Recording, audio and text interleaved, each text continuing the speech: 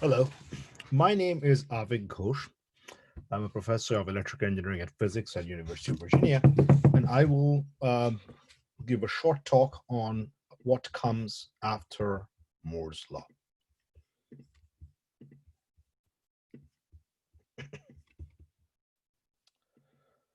So, uh, the basic question is, as you know, Moore's law is um, a law that has governed semiconductor scaling for many, many years. And if you look at the scaling of computation in general, all the way back to the abacus, you'll find that the number of calculations or operations per second per dollar has exponentially increased in computing power over the years. And the more recent version of it, which applies to electronic devices since the 1960s or so, is called Moore's law. Number of transistors on a chip double every 2 years, and that makes your transistor chips faster, smaller. And this has slowed down. So the purpose of my talk is to talk about basically the future of electronics. And this work is, of course, possible with generous funding support from various agencies and the work by many students and postdocs in our group over the years. Just a quick introduction to our group. Our group leads the Virginia Nano Computing Effort, or VINO. And within that, we have several topics we look at from a computational point of view, quantum materials in general, 2D materials like topological systems, various kinds of memory elements, the ultimate in memory scaling. We look at logic, low power electronics, as well as brain-inspired computing, ultimates of photonic sensing, and then some emerging work on thermal interface, heat loss, heat recovery, and management. And the tools we use at our disposal is basically transport physics, which is quantum transport, solving Schrodinger equation with open non-equilibrium boundary conditions. Over the years, we've figured out how to connect it with state-of-the-art materials models, such as first principles tools, add various kinds of scattering, correlation effects, all the way to SPICE compatible models that circuit theories can use. So a fairly broad spectrum of capabilities within our group. So let me set the stage for the Moore's law study. As you know, semiconductors are at the heart of the digital revolution. The market capitalization of it is about $500 billion globally. And this is expected to get more and more ubiquitous because the expectation is about 1 trillion connected wireless sensors in this IoT era. Okay, and there are more and more important market shares coming in. For example, the defense sector is planning to deploy a lot of semiconductor components, for instance, in the satellites and also military jets and so on and so forth. Another big consumer that's emerging are the automotive industries that are planning to use these semiconductor RCs in automobiles, ICs in automobiles. And this is all going to become very important, continue to become very important because of the need for constant high-speed communication and low-power electronics. Now, at the same time, the challenges have gone up quite a bit. And the first thing is, of course, geopolitics. Semiconductor manufacturing is becoming very expensive, and there are fewer and fewer players globally. So for instance, see in the bottom left, there are separate companies that do designing and then manufacturing and packaging assembly, and they have their own supply chains. And the number of foundries that can actually grow leading edge semiconductor components has gone down from about 2 dozen or so to only 2 or so, 2 or 3 right now. TSMC and Samsung primarily. And this has implications from the point of view of geopolitics, because the way sand becomes your iPhone, it involves a large part of the world. For instance, you could have sand coming from the Appalachian areas of the United States, and then this is shipped to Japan, where you get these single crystal silicon ingots cut into 300 millimeter wafers with diamond saws. And then these wafers are then shipped to, let's say, Taiwan or to Samsung Korea, South Korea, and that's where There are going to be some designs implemented on them. These designs could be coming from UK, and the lithography tools could be coming from Netherlands. And then these are all put together to form these chips. And then these are packaged in, again, in Southeast Asia, like China, Vietnam, Philippines, or assembled in. Basically, the point is that there's a large geopolitical component to that, along with its brewing conflicts and so on. Now, I'm not going to talk too much about it, although this is fascinating in its own right.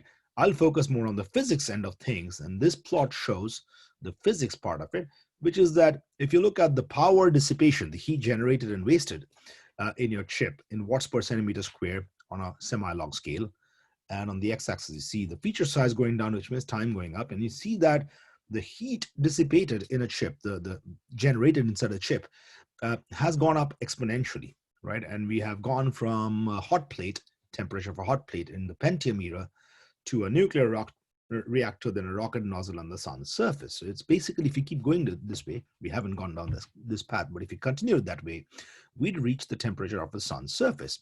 Pentium dissipated about 50 watts per centimeter square of energy.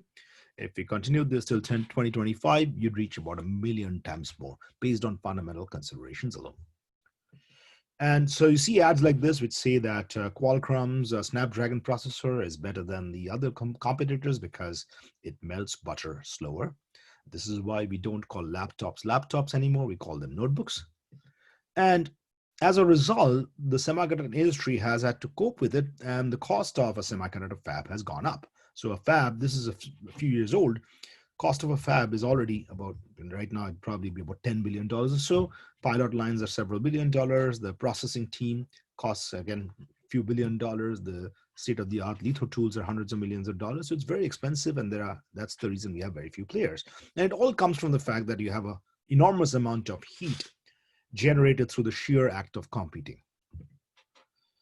So, and as a result, the market is expected to even decrease a little bit, even though the demands are going up. The hardware industry is expected to be decelerating a little bit because of the extreme cost that is involved.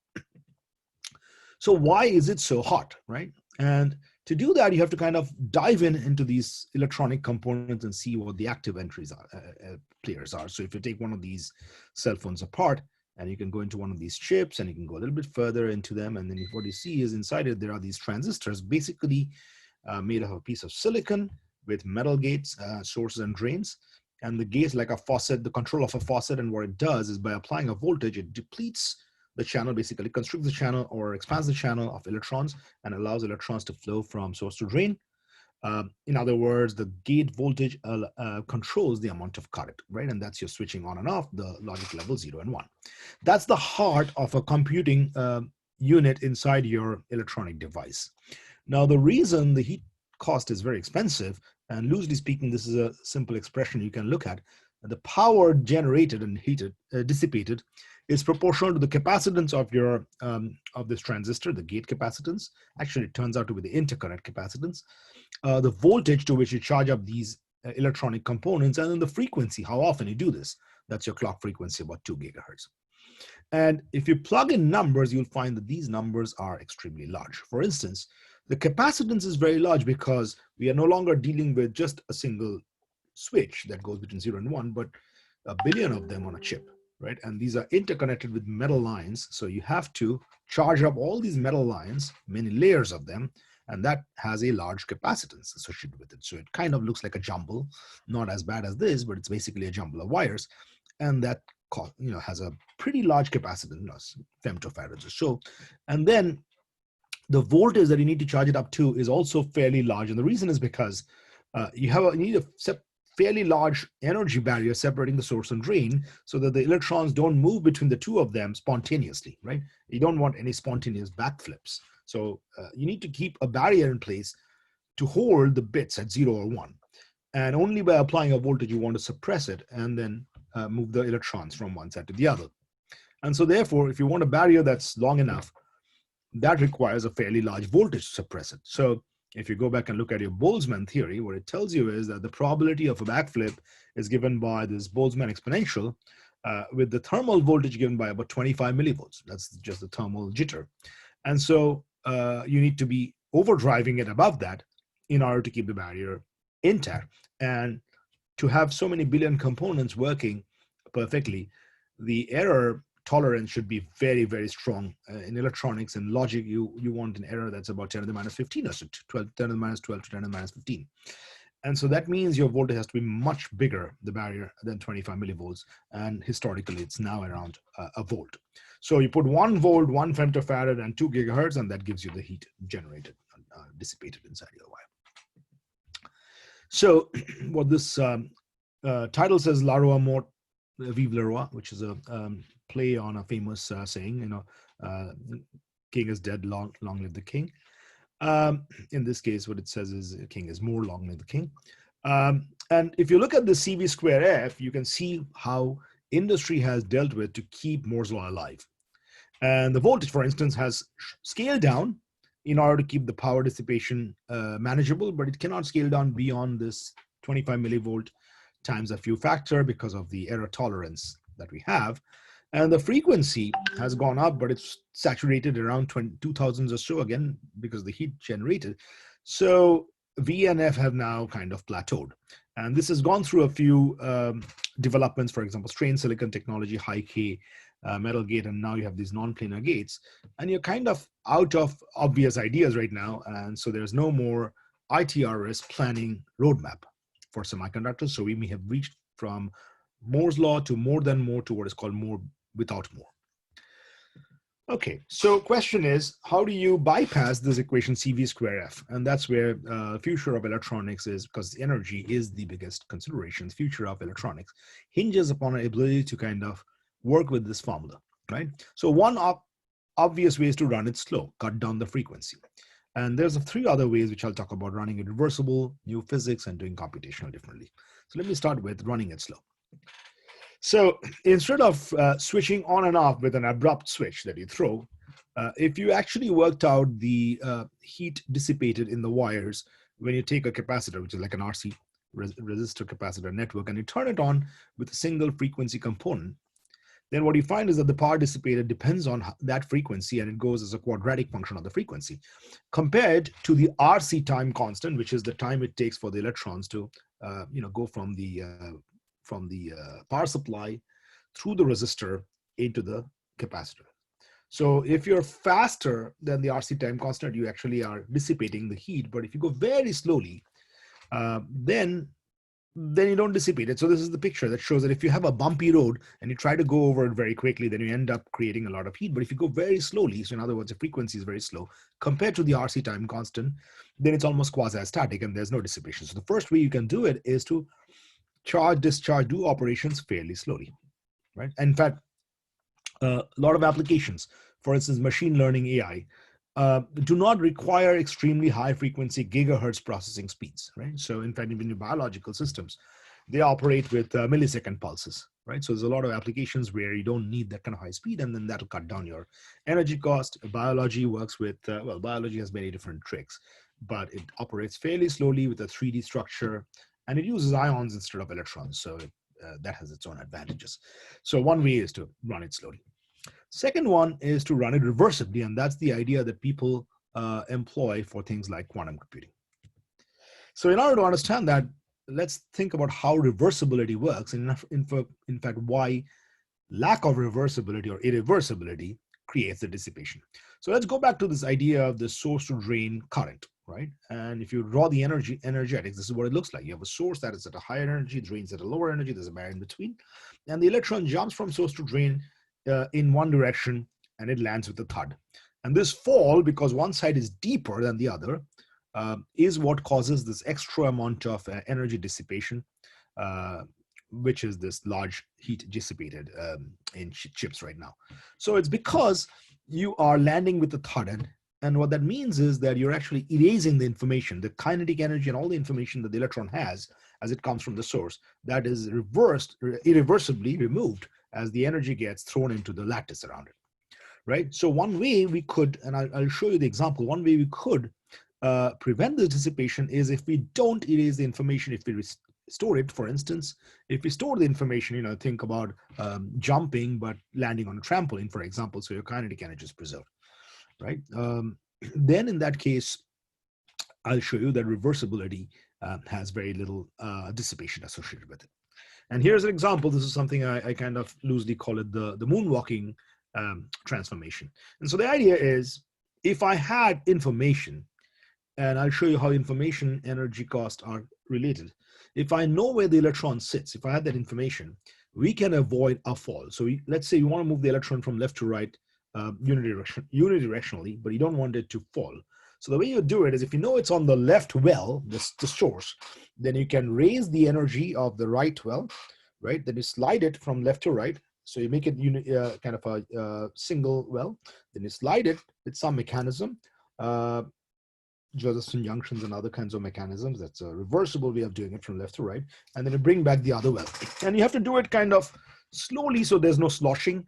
But if you do it at the right speed, then you can move the electron from left to right without having dissipated energy, and there's no energy cost. However, you need to know where the electron was to begin with. That's where the information comes in, because if I did not know where the electron was, then every once in a while, I'd lift it when the electron's sitting on the right well, and then I'd end up energy wasted because it lands with a thud. So knowledge of where the electron sits is connected to dissipation. If I know where the electron is, every time I can raise the other well and do this kind of reversibly. To calculate the energy cost of that, we can calculate the free energy change, and that's given by this formula is the thermal energy times this change in this thing called the entropy, which is the P log P, the probability distribution on the left and right. And entropy is kind of a measure of the disorder or the probabilistic nature, the stochastic nature of the system, right? If P is 0 or 1, if you have perfect knowledge, then the entropy cost is 0, or the change in free energy along with that is 0. So here's an example. If I had an AND gate on the left, which is a irreversible gate, because in an AND gate, you have 4 possible inputs, but the outputs are only zeros and ones. And so especially if you look at the zeros, you cannot reconstruct the one, right? So in this case, if you actually use this formula, the probabilities P are a quarter for each red option at the beginning, and it's 3/4 and 1/4 for the blue options in the end. And if you look at the delta F corresponding to that, then you see it's about 3.2 zeptojoules per electron. That's the minimum amount of energy you have to dissipate when you move electrons from left to right, one single electron. But if I did this reversibly, which is, here's an example called the control NOT gate, where you flip the second wire B from 0 to 1 or 1 to 0, if and only if A equals 1, right? And in this particular case, you notice that the initial and final distributions are both exactly the same, 1/4, 1/4 each. So in this case, the delta F equals 0. And similar reversible gates are used in quantum computing, the control NOT, control swap. These are called the Fredkin Toffoli gates and so on and so forth. So these kind of reversible gates have very little energy cost, but the price you pay, as you see, is complexity, because you have more wires, right? And so just architecturally more complicated, programming is harder, there's more capacitance to deal with, there's no fan out. So structurally, architecturally, this is more complicated, especially if you're contemplating a billion switches. But then, of course, the energy cost of each of them is much smaller. So in fact, we can work out this energy dissipated using this formula. So if you took regular CMOS, which is an irreversible process, where you don't know what the initial state is. Well, actually, let's start with the case where you know the initial state. That's not regular CMOS. If you knew the initial state, the probabilities are 0 on the left well and 1 on the right well, and then P log P is 0 in both cases.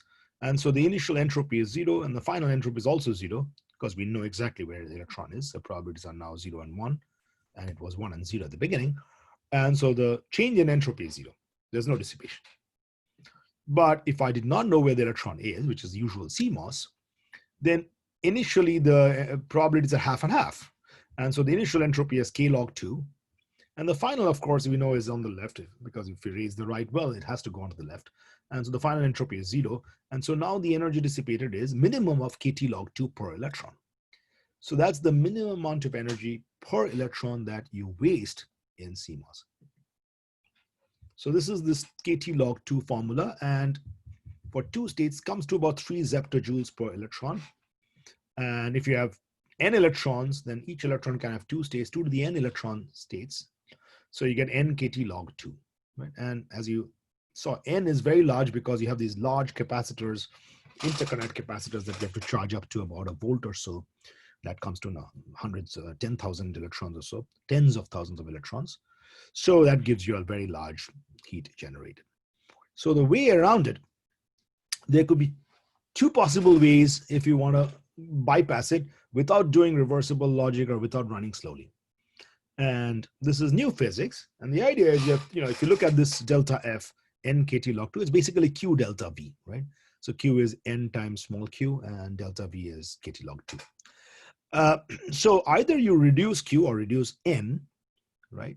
Or the problem is, if you reduce n, you still have to be able to charge up your capacitors while maintaining drivability.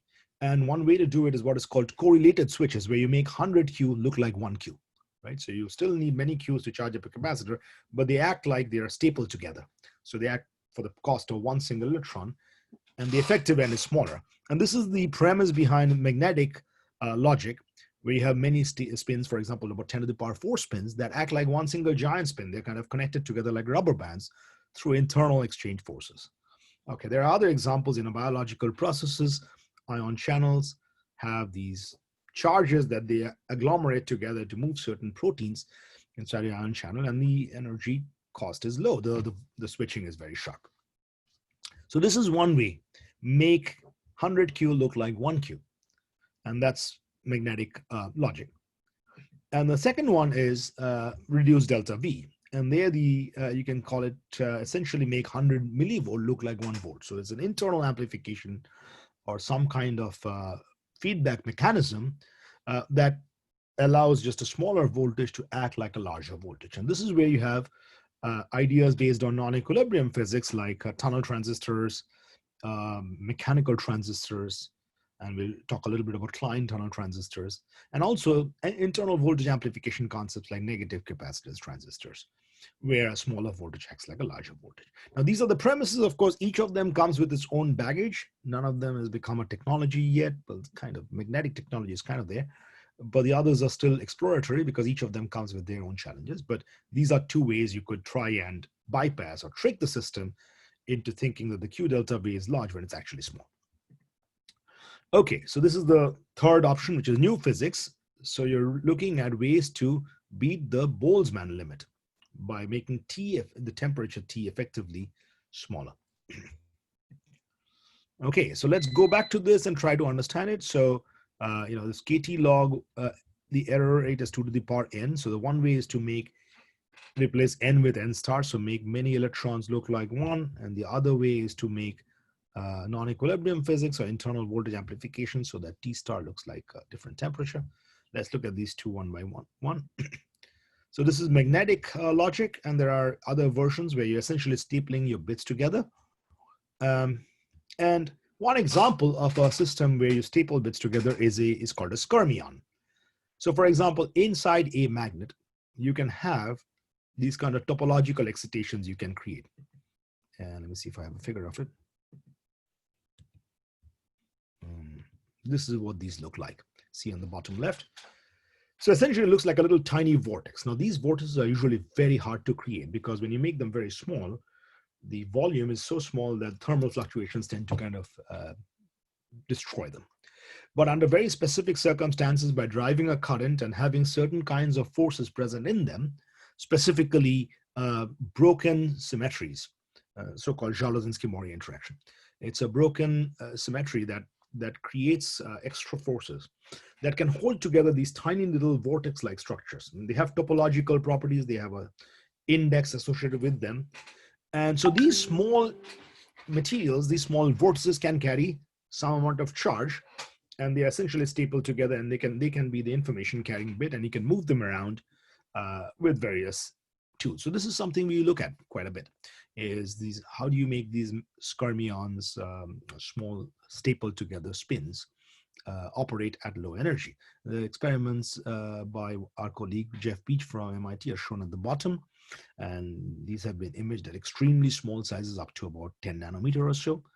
Okay, and what we've studied is we've looked at the different forces, the exchange anisotropy and Zhablonski-Maury. And what we've concluded is there are certain kinds of materials like ferrimagnets where they can be moved around at very small sizes and fairly high speeds.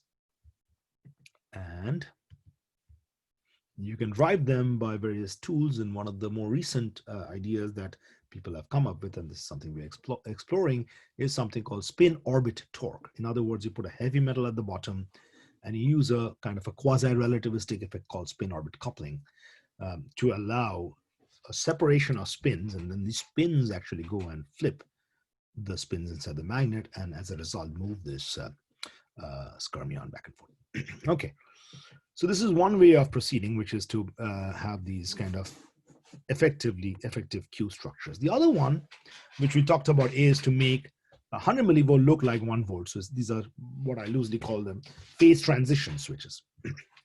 And so the idea there is the following, that you want to make 100 millivolt look like 1 volt. So what does that mean? So if I plotted the current versus gate voltage of various switches, thermal energy, 25 millivolt, puts a limit on how quickly the current can change with voltage. You need a minimum amount of voltage to change the current because of thermal constraints, right? The signal to noise ratio. So if you look at the blue curve, that's the CMOS, and that shows the typical, the textbook limit on how steep the slope is given by KT. It's actually KT log 10, and it comes to 60 millivolts per decade. So which means that you need at least 60 millivolts of gate bias in order to change the current by 1 decade, 1 order of magnitude, right? 1 decibel. And if you want 3 or 4 orders of magnitude, you need about 3 times 60 or 4 times 60. That comes to about quarter to half a volt. And the reality is a little bit higher because of various non-idealities that you have to account for. So that gives you this blue curve. And so that's the energy cost, because a lot of voltage, and then CV squared, if you remember, times F is the heat generated. So how do we con the system into making it steeper? Like this pink curve, which is subthermal, which is beating the Boltzmann KT limit. Right now, you look at other technologies. Graphene, for example, is actually worse than CMOS, because there you don't even get much change in the current because it doesn't have a band gap. Graphene nanoribbons, again, have very low current. So what we want is this kind of pink curve with a low dissipation, static dissipation, high on current for speed, and a very steep kind of curve with a low voltage. So how do you do that? How do you make tens of millivolts act like 1 volt? So that leads us to this concept of subthreshold swing. We want a steep curve whose steepness is given by something less than this 60 millivolt per decade, which would make a 1 volt look like 100 millivolt and vice versa. Okay, so let's go back to this voltage concept. Remember, the voltage is what we needed to circumvent a barrier that we created, and the barrier was needed for a certain lifetime. So how do we beat the system? And it seems very counterintuitive, because what we are essentially saying is you're operating in an environment with a fair amount of heat, let's say, whatever, 25 millivolts, and you want to operate with high reliability, but only with a 1 millivolt signal. So how do you do that? Or maybe 10 millivolt signal, or even 60 millivolt signal. So how do you do that? How do you have a signal to noise ratio high when the signal is comparable to the noise? And the trick is, if you understand where this comes from, this plot shows you the transmission versus energy of an electron over the barrier. And the barrier is shown as a region with very little transmission between the valence band bottom, top and the conduction band bottom. And this blue curve is essentially the thermal tail of the electrons around the Fermi energy. So that just shows the electrons jumping over the conduction band barrier. And as you apply a voltage, the electrons are pushed up, and therefore you get this tail going into the conduction band, the region above this barrier, at a rate of KT. And it's, as I said, KT log 10, which is 60 millivolt per decade. That's the fundamental limit. So how do you bypass this limit? So one way you could do it is if you had a very funny looking material whose band gap itself changes with voltage, right? So it's a gate tunable barrier. Then you can see, and this is called transmission engineering, where as I apply a voltage, this barrier is changing. And this would actually cause a lower energy switching than usual. So one of the examples of this is called a tunnel transistor. The tunnel transistor, as you see in this diagram on the left, it's like a 3-5 PIN structure. So it's doped P-type, intrinsic, and N-type. So its band diagram looks like so. It's like a staircase. And if you use a gate to move the intrinsic region's band up and down, then when the valence band of the p-type region crosses the conduction band of the i-type region, then there's this abrupt onset of tunneling. And if you plot the transmission, you see this new channel opening up. And so that new channel opening up gives you some extra current, and ergo, to get the same current, you need lower voltage. And that's how you get a kind of a steeper curve. And this has been experimentally observed. It's a very active area of research. So subthreshold swing, 60 millivolts per decade is the thermal Boltzmann limit. Number of groups have shown less than 60 millivolts per decade. The problem is because they are driven by tunneling, the on current, which determines the speed, are typically slow. So we want the on current to be about 1 to 10 microns per micron, which is on this kind of bottom right side. And there's not really too many candidates there that have reached this. So, and we believe that there's a reason for it. It's because these heterostructures are compromised by traps at the interface, and also what are called Auger processes, higher order processes between the two bands. And that's what prevents it from actually accomplishing this, bottom right quadrant. However, it's a very active area of research where we want to look at other material combinations where we will be able to reach there. And if we can, the payoff is very high. Okay, another example is metal insulator transitions. So, for example, VO2, niobates, etc. These have strong correlation effects, whereas you deplete charges, the correlation, the interaction becomes strong enough that you abruptly go from a metal to an insulator. And this process is a little tricky, and there's some controversy about the exact mechanism, whether it's purely electronic or whether there's a coexisting kind of mechanical component to it. But be that as it may, these metal insulator transitions tend to give you steep curves. They have their own challenges with hysteresis and so on and so forth, and reliability. But these are examples of transmission engineering that can create, that can beat the Boltzmann limit. So we have been looking at examples of this with graphene. Graphene is a very nice material. It doesn't have all these traps that I was talking about. It's a reliable material. Topological is simpler.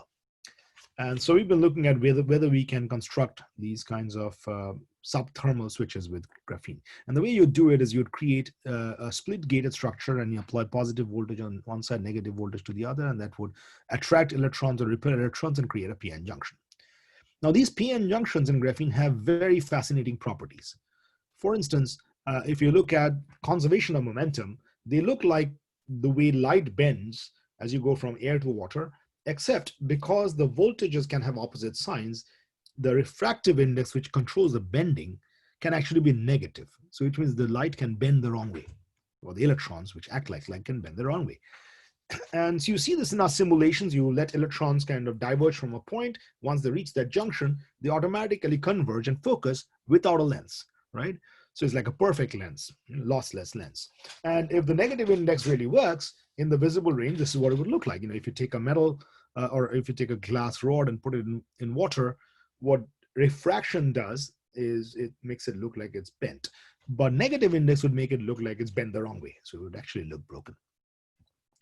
So this is an example of interesting topological properties of graphene, because of the way electrons move from one side to the other. And this is something we worked together with Columbia University and demonstrated this experimentally. We did the modeling for it. And the idea was to create a 4-terminal structure, create a p-n junction, and monitor where the electrons end up through what are called magnetoresonance plateaus. You put a magnetic field, look at resonances, and from that you can kind of back out the trajectories of the electrons. And what you see in the experiment as well as the theory is that when it's a PP junction, which means you have the same voltage applied to the two sides, and it's a positive refractive index material, the electrons bend the way you expect them to, as you see in this trajectory. But when you go to this p-n side, which is on the right half of the plot, the colors change from blue to red, which means the electrons are received at the wrong end of the structure. And so the electrons are bent in the wrong direction. And this is kind of a direct demonstration of negative index, which in 2016, once this was announced by our group and the Columbia group, it was voted as one of the top 10 breakthrough pieces of physics in 2016 by Physics World magazine. It was a first demo of negative index. Now, going further, what we want to do, though, is to capitalize on the interesting topological physics at the interface and see if we can actually make graphene do something very novel. And so what we want to do is we want to have a gate tunable transmission, as I pointed out earlier, a gate tunable barrier, gate tunable transmission gap. And this is a material that is perfectly suited for it. So you can see this in the simulation. The idea is to take a graphene sheet and then put 3 gates on it, but then the split gates create p-n junction, but these are at an angle, right? And because of the topological properties of the electrons and how they behave around the Fermi circle of graphene, what you can show is when you create this p-n junction, not only do they bend the wrong way, because electrons and holes are aligned together, but they also, the electron transmission tends to collimate. And the bigger the barrier height, the more they tend to collimate, smaller the barrier height, the more they tend to spread out. So the idea was, if it's an NNN type on structure, then it's basically metallic graphene, and there's no collimation. All electrons go through, and you have a very high mobility. That's something experimental people have seen with graphene. Enormous mobility, million centimeters square per volt second at low temperature, hundreds of thousands at room temperature. But then, if I now take this bulk graphene and I turn the voltages on so that it's like an NPN structure, it's positive voltage, positive voltage on the triangular gates. Then what happens, and you see this in simulation, is these electrons are reflected back at the second interface. And the simple reason is, if you see these 2 transmission plots right below the curve, the first one acts like a collimator, so it tries to collimate electrons, and the second acts like a filter, it tries to filter them in a different direction. And because of the angle, these 2 lobes don't overlap, so electrons tend to reflect back. So as a result, you're preserving the high mobility of graphene in the on state, but in the off state, you're opening a gap and turning it off. And this has been experimentally now demonstrated by Philip Kim's group, and it shows you a reasonably good on-off ratio. I mean, it's not fantastic, but it's good enough for at least for RF type applications, and is driven by topology, and it can do things like make a current saturate even with bulk graphene, which would improve the RF gain bandwidth product of analog applications of graphene. So the point that we capitalized on for this new physics is topology. And in the particular case of graphene, it was how the electronic orbitals look like as you move around the Fermi circle. And this is a very specific feature of the Dirac cone nature of the bands of graphene. Turns out you get the same physics with other kinds of topological materials. So for example, if you look at spin momentum locking of a magnet in a topological insulator like bismuth selenide or samarium hexaboride, these have very interesting properties. If you go around the Fermi circle again, the spins are correlated with the momentum. So for example, one direction, the electrons can only move the upspin, the other direction, they can only move their downspin. And it's a similar property with graphene, which is what gives rise to these kind of, this process, what is called Klein tunneling, which is the collimation of the electrons that I talked about in the last slide. It's called Klein tunneling. And if you look at Klein tunneling in a topological insulator, then it can also give you this kind of very interesting spin momentum locking. So for instance, you can construct structures and put a magnet in there, and then by using a gate across these p-n junctions, you can control the reflection of electrons. And since electrons are coupled with spins, you can control the spin currents, and as a result, move the magnet switch from up to down and down to up in a kind of a predictable way. And it's not just with topological insulators. There are all these other topological semi-metals like Weyl semi-metals, where you also expect to see this kind of behavior. They also have the spin momentum locking. It's a little bit more rich than that because there the Fermi surfaces are fractionalized. So the Fermi surfaces are split across the different surfaces, and those arcs happen to have the same spin momentum locking. So again, gating those kinds of topological properties across a p-n junction. I keep coming back to p-n junctions because p-n junction is like the first device you learn in electronics, and almost all electronic devices like bipolar junction transistors, FETs, they're all based on p-n junctions. So this is a p-n junction with a twist because it's a p-n junction which has this extra feature of spin conservation that it needs to be done across the interface, which allows us to get very interesting gateable properties. So that comes under the description of new physics to beat the Boltzmann limit by utilizing these interesting, basically gate tunable gaps. And then the last one, and I'm kind of running out of time, so I'll try to speed up a little bit. The last one is to do the computation very differently, which is, for example, living with noise. And if you look at the energy reliability trade-off of computation, what you see is that, especially at high accuracy, digital technology is very good. Quantization needs precision, right? But that costs a lot of energy. And that comes from a gain curve in a digital logic circuit. However, if you don't need high precision neuronal processes, for example, image processing, facial recognition, then actually analog beats digital hands down in terms of energy, because the energy cost of getting accuracy is very high.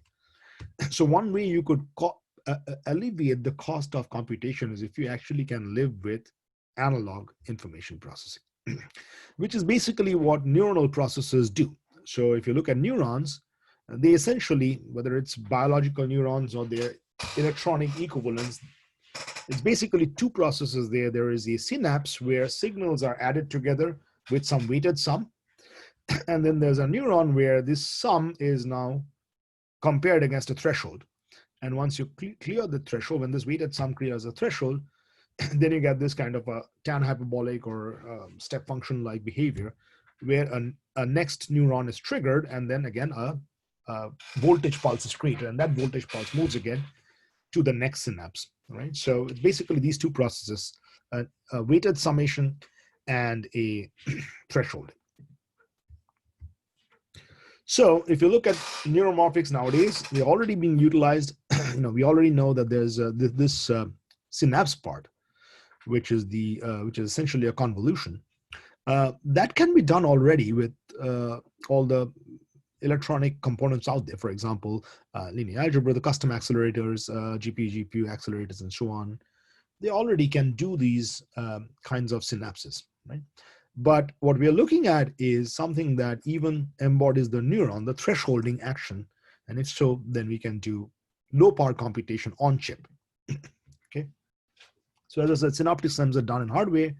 Neuronal thresholding is done in software. For example, if you go to Google's Quick Draw, you'll see that there's all kinds of machine learning algorithms that allow you to recognize pains.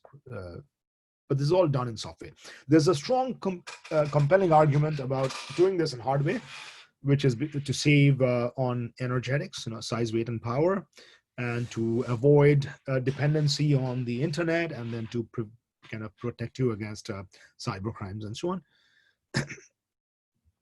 And the question is, how would we realize one of these low energy hardware neurons on chip? So the idea is to let physics be the solution. And one example is, it's sometimes called the P bits, probabilistic bits, but basically it's a binary stochastic neuron. So you take some kind of system that has a noisy characteristic on its own. For example, a soft circular magnet, right, with a low energy barrier will give you a kind of a random fluctuation between the two up and down states. If you take this magnet and run it through this circuit, put it essentially on a one limb of a pull-up, pull-down network on an NMOS, and then run it through this inverter structure, then if you look at its output, it looks like a noisy signal going from 0 to 1. But if you look at its running average, you park yourself 1 volt, you look at its time average, you see that it has this kind of neuron-like tan hyperbolic behavior. So this is a binary stochastic neuron because it embodies the thresholding on average at low power. And you can use this to solve various kinds of problems, this quadratic binary optimization problems or QA problems, right? And this has been invoked to study examples of problems like these are the NP problems, like the traveling salesman problem, or kind of invertible operations in complex logic.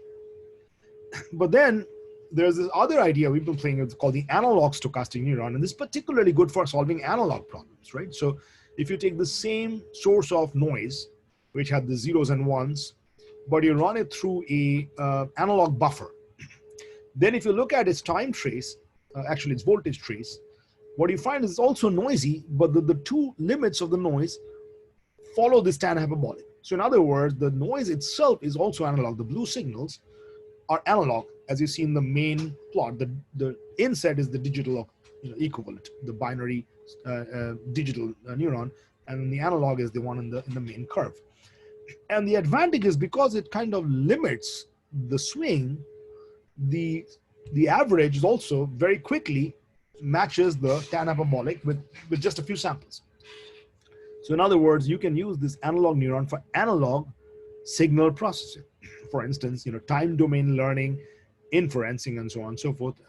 Examples are called the eco-state network, where you take a bunch of these analog neurons, put them together, train some of the outputs, and you can use this to look at, for example, noisy video streams, and you can correct for distortions and other kinds of things once you have trained the system. And this is all done in real time. So this is an example of an analog stochastic neuron for analog information processing. Okay, and there's the other idea, which is collective computing, which is doing different kinds of computation, which is the idea being using collective bits. For example, in quantum computing, you have entangled bits that kind of move towards a particular optimal solution. In the case of D-Wave, it's a 2000 qubit coherentizing machine. There are classical oscillatorizing machines, such as ones coming from Berkeley, used to solve these classical oscillator couple problems, again, solving problems like the max cut problem and other graph theory problems.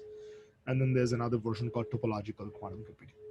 Okay, so I'm running out of time, so let me summarize. In summary, low power computation, there are these 4 ideas. One is to run it slowly, but then of course it's slow. Run it reversibly, as in quantum computing, but it comes with many wires and complexity. Exploit new physics, for example, gate tunable barriers in topological materials and other kinds of interesting materials. These are still immature technology. There's a lot of material challenges. And then the 4th one, which you'll see a lot more happening nowadays, is software-driven hardware, where computation is done differently using these kind of neuronal accelerators. Okay, let me summarize and say that we are seeing this kind of new era right now. For many decades, software was built around hardware that grew according to Moore's law.